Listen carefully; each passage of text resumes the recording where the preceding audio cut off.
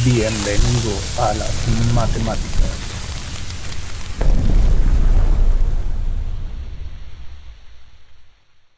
Muy buen día. En esta oportunidad, pues vamos a seguir resolviendo la parte del examen de admisión de la UES, prueba pasada, y vamos a resolver la parte siempre de física, porque ahí nos hemos quedado.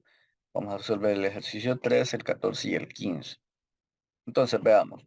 El ejercicio 13, pues por aquí se los muestro, dice dos cargas puntuales y positivas Q1 y Q2 se hallan separadas a una distancia R1, ejerciéndose una fuerza eléctrica de magnitud F1.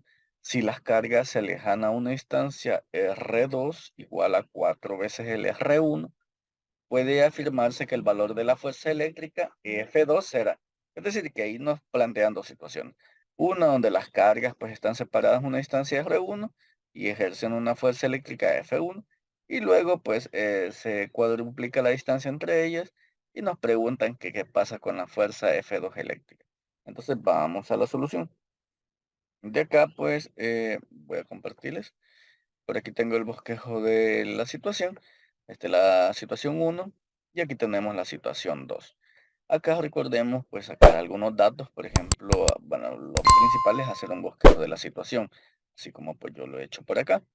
Y luego pues sacar algunos datos, como por ejemplo que la distancia R2 es 4 veces la distancia R1.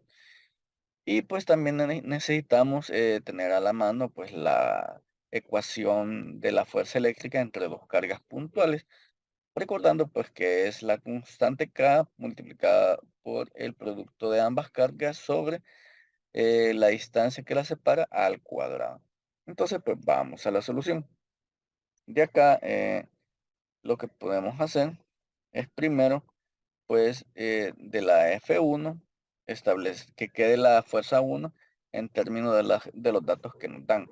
Es decir, en términos de la carga 1, en términos de la carga 2 y en términos de la distancia R1. Nos va a quedar así, sustituyendo obviamente en la ecuación de la fuerza eléctrica. Ahora vamos a hacer lo mismo, pero con la fuerza F2, con los datos que tenemos. Es decir, la carga 1 va a ser siempre la misma, la carga 2 siempre la misma, la que va a cambiar va a ser la R o la distancia entre ellas, que va a ser una R2.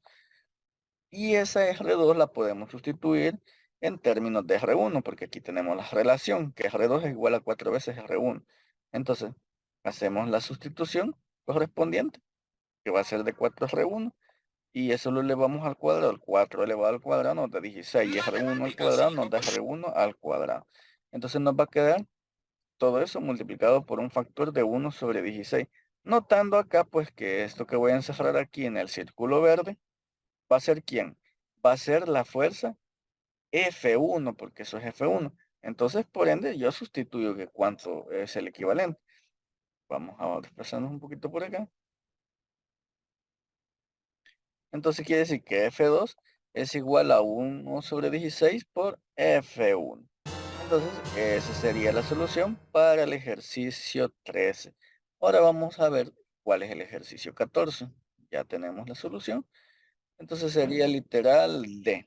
El D es la solución para el ejercicio 3. El ejercicio 14 dice, un bloque de masa M está resbalando por un plano inclinado de ángulo teta, sin fricción. Es decir, que nada se opone al desplazamiento del mismo sobre el plano inclinado. La fuerza de reacción ejercida por el plano sobre el bloque es igual y nos dan estas opciones de respuesta. Vamos a la solución. Y acá voy a desplazarme un poquito por acá. Y este es el ejercicio número 14. Entonces nosotros primero hacemos un bosquejo de la situación, ponemos el bloque, el plano y el ángulo. Esa es la fuerza que necesitamos, la fuerza perpendicular a la superficie, porque es la que nos están pidiendo. Y también necesitamos colocar la otra fuerza que está actuando, que es la del peso, ¿verdad? Y esa va a ir siempre hacia abajo. Siempre, siempre va a ir vertical hacia abajo. Y pues como nos dicen que no hay fricción, únicamente esas son las dos fuerzas que están interactuando. Acá recordando que como está bajando, está inclinado sobre ese plano y no hay fricción, entonces quiere decir que va a ir a lo largo de este plano, va a ir acelerado bajando acá. Entonces aquí va a ir a lo largo del eje X, así como yo lo he colocado acá, va a estar una aceleración. Y de acá pues notamos que el peso lo podemos descomponer a lo largo del eje Y nuevo que hemos establecido y a lo largo del eje X. Es decir, que vamos a tener componentes en Y y componentes en X. Siempre notando que con respecto a los nuevos ejes. Y acá pues se refleja nuevamente el teta. Y acá denotado la aceleración hacia dónde va a ir. Pero como nos piden pues la normal o la fuerza que le ejerce la superficie al bloque, entonces recordemos que en Y va a estar en equilibrio, o sea, no hay aceleración. El único eje donde está hay aceleración es este eje X, pero en eje Y, que es perpendicular a la superficie, no hay aceleración. Entonces de ahí pues hago sumatoria de fuerzas igual a cero, que es la primera ley de Newton, y las únicas dos fuerzas que están actuando sería la normal, que está completamente en el eje Y, y la componente del peso en Y, que sería WY. Como está hacia abajo, pues sería menos WY. Eso igual a cero. Y acá recordemos pues que la componente está en Y, la puedo sacar como esta es la hipotenusa, sería el peso por el coseno teta. Y como el peso es igual a mg, entonces sustituyo mg por coseno de teta. Y eso va a ser igual a cero, de donde fácilmente puedo despejar n, que va a ser la fuerza que le ejerce la superficie al bloque. Y pues me da ese valor. Fácil, sencillo y rápido. Entonces ahora vamos con el ejercicio número 15. El ejercicio 15 pues dice,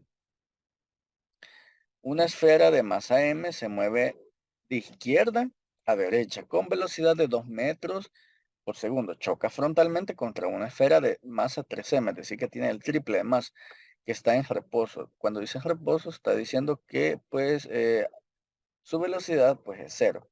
El choque es completamente elástico. Aquí hay que tener cuidado. Cuando dice elástico, es decir que eh, rebota.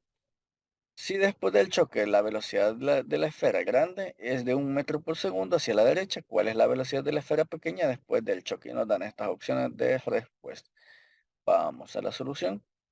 Acá pues siempre es conveniente pues hacer un bosquejo de la situación.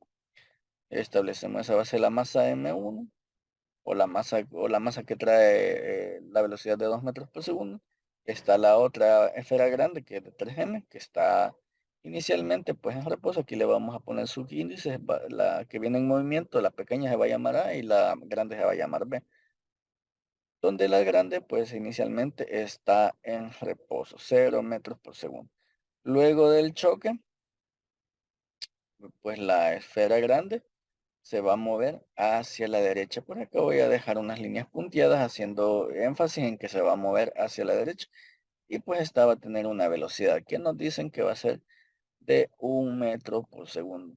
En cambio, la esfera pequeña va a rebotar y se va a mover, como es elástico, completamente elástico el choque, va a moverse hacia la izquierda con una velocidad que desconocemos, que es lo que nos vamos a encontrar. Pero acá pues es bastante sencillo porque vamos a aplicar conservación del momento lineal. Entonces aplicamos conservación del momento lineal y pues eso nos resultaría en que pues la masa A por la velocidad inicial más la masa B por la velocidad inicial que este traía va a ser igual ¿a quién?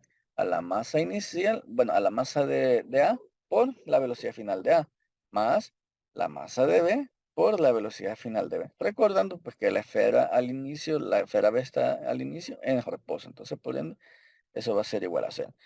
De acá pues en la masa de A es m y la velocidad inicial de A, ¿de cuánto era? Era de 2 metros por segundo, entonces va a ser m por 2. Y eso va a ser igual a qué? A la masa siempre de A, que va a ser m por la velocidad que desconocemos, pero menos o más, mejor dicho, más porque como se mueve hacia la derecha, todos los movimientos hacia la derecha van a ser positivos y hacia la izquierda van a ser negativos. Como ahorita el inicio de A venía hacia la derecha y el final de B va hacia la derecha, entonces por ende estos dos son positivos. Y acá pues la misma ecuación nos va a dar el signo de la velocidad de A. ¿Qué va a ser? Pues ya vamos a ver. Acá la masa de B son 3m y la velocidad de 1. Entonces de ahí despejamos la velocidad final de A. Nos va a quedar 2m menos 3m sobre m, y eso pues es 1 metro por segundo. Se cancelan las m, es decir, nos va a quedar 2m menos 3m, nos queda menos 1m. Menos 1m sobre m nos queda menos 1. ¿Menos 1 qué? Menos 1 metro por segundo. Y esa pues sería la solución para el ejercicio 15. Espero que les haya sido de mucha ayuda esta explicación. Cualquier duda, pregunta, y estoy a la orden. Suscríbanse, den like, compartan.